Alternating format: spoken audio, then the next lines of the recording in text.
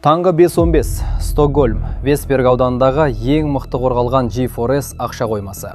Мұндағы тыныштықты кенеттен аспаннан естілген BL 206 тікұшағының гүрілі бұзды. Ол бірден қойманың бетон шатырына келіп қонды. Тарс-тұрс еткен дыбыс шығып, тікұшақ жанындағы ал күмбездің шынысы бұт-шыт болды. Олар шыныны ұрып сындырды да, қара киімдегі 3 адам жедел сатымен төмен қарай түсі. Ішке кірген бойда оларға орталы залға жету үшін небәрі санаулы минут қана кетті. Алдарында таудай боп үйілген ақша 39 миллион крон. Бұл дегеніңіз 5 миллион доллардан астам қаражат. Екеуі ақшаны асығыс қаптарға тығып жатқанда төбеде арнайы лебедка іске қосылды. Енді ең қызық жері басталды. Қап-қап ақшалар бірінен соң бірі аспанға көтеріліп, тікұшақ ішіне ғайып болып жатыр.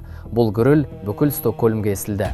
Полиция аяғынан тік тұрып ғимаратты қоршап алды, бірақ оқ атуға ешкім батпады. Сот жасағы төменде тұрып, миллиондардың бұлттарға қалай ұшып кеткенін тек бақылап қана тұрды. Қалайша Европа полициясы осындай үлкен тонауды жай ғана сырттай көріп тұрған көрерменге айналды. Мұның сырын білу үшін уақытты кері айналдырайық. Түнгі 2:30 Мютинга базасы. Бұл жер қоймадан 30 шақырым жерде, Вермдеу аралында орналасқан. Осы жерде Стокгольм полициясының бүкіл авиация бөлімі орналасқан. Түн. Патрульдік көліктер мен Еврокоптер тұрған ангардың қақпасына 2 адам жақындап келді. Олар дәл кіреберіске 2 сұр түсті спорттық сөмкені тастап кетті. Таңғы сағат 3 Весберг ауданы. Енді G4S ақша қоймасының өзіне ауысайық. Ғимараттың айналасында 1,5 шақырым радиуста бос көшелер мен қара түсті фургон айналып жүр. Ол 5 негізгі жолдың бойымен өтеді. Фургонның терезесінен асфальтқа жүздеген болат тікенектер лақтырылды. Бұл ұстарадай өткір, дәнекерленген арматуралар.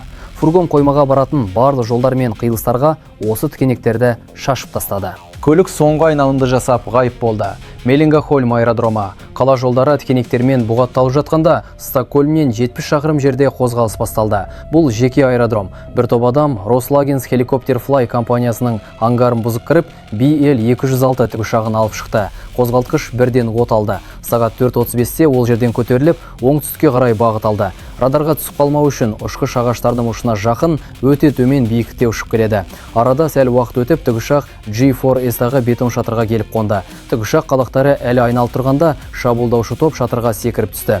Тарс-тұрс еткен дыбыс, сынған шыны және ғимараттың ішіне алюминий саты лақтырылды. Топ күмбездегі қара тесікке кіріп кетті.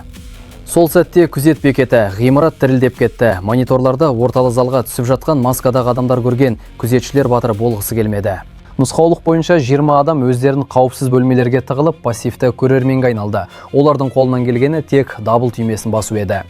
Таңғы 5:21 полицияның басқару орталығы кезекші бөлімнің тыныштығын ащы дабыл дауысы бұзды. Қарулы шабуыл. Диспетчер бүкіл бөлімшелерге дабыл қақты. Барлық бос бөлімшелерге бірінші код. Весбергада тонау болып жатыр. Тікұшақтарды көтеріңдер. Бізге тез арада әуеден көмек керек деп бұйрық береді.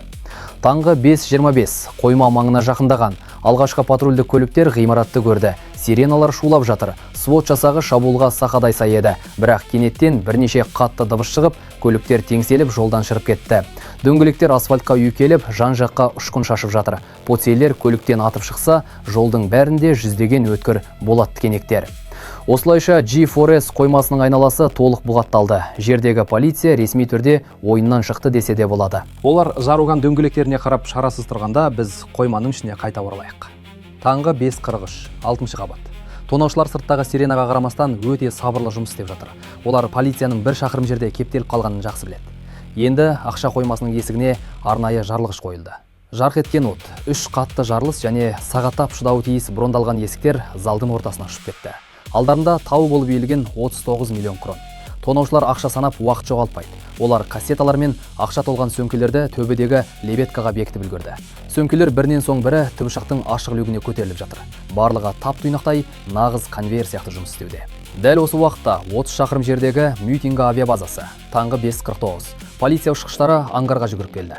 Олар тікұшақтарды көтеріп, тонаушыларды ұстауға дайын еді. Бірақ ангардың есігіне келгенде қатықталды. Көмескі жарықта қызыл лед шамдары жыпылықтап тұрған 2 спорттық сөмке жатыр. Тоқтаңдар, кіреберісте бомба болуы мүмкін. Саперлерді шақырыңдар деп бірден хабар берді. Бұл шақ және мат болды. Полиция тікұшағы аңғарда қалды, ал Швеция аспаны тонаушылар үшін тап-таза. Таңғы 5:49. Весберганың шатыры. Соңғы сөмке тікұшаққа жүктелді. 3 қарақшы ішке секіріп мінді де, тікұшақ ауыр көтеріліп, солтүстікке қарай бет алу үшін бірнеше метр биіктікте бұрыла бастады. Дәл осы сәтте қойманан 500 метр жерде бетон блоктың артында арнайы жасақ мергені демін ішіне тартты.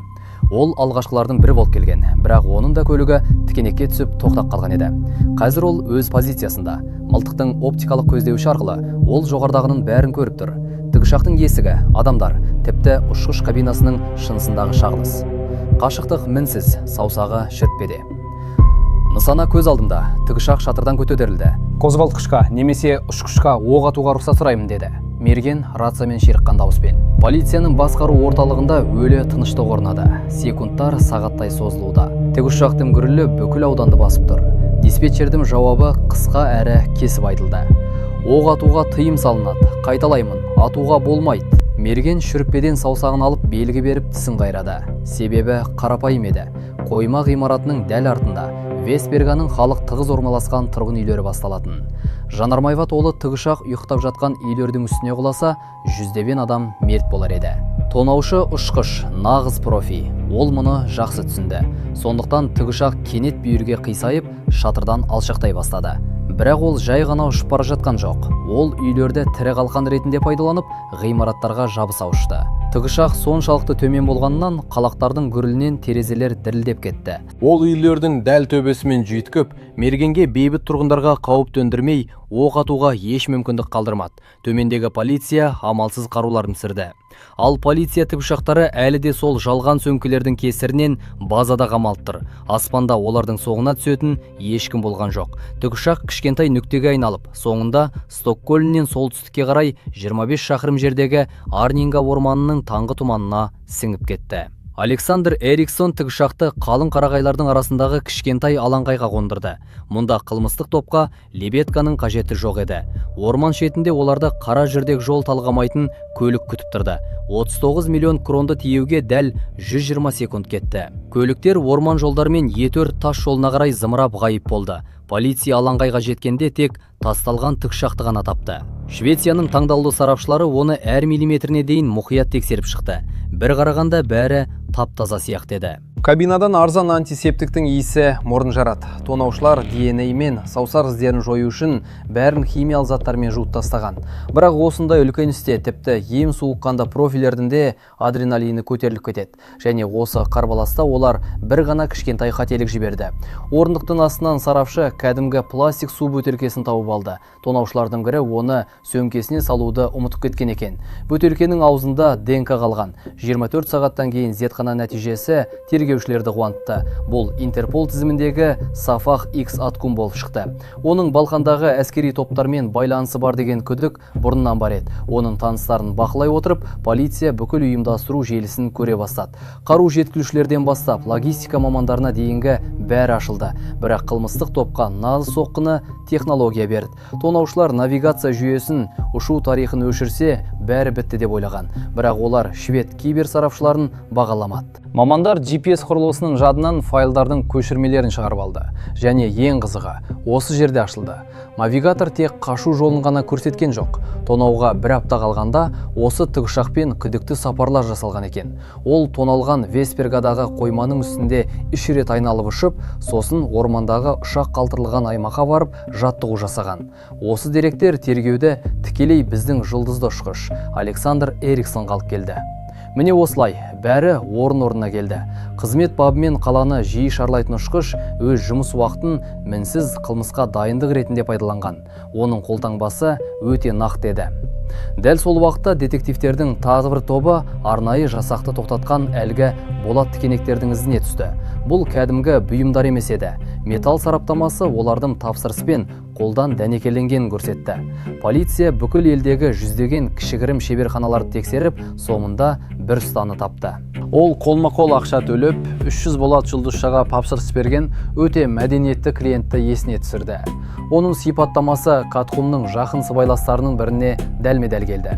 Бірақ швед полициясы үшін ең өкінішті жайт кейінірек белгілі болды. Ең қызығы, оларға бұл туралы алдын ала ескерту жасалған екен.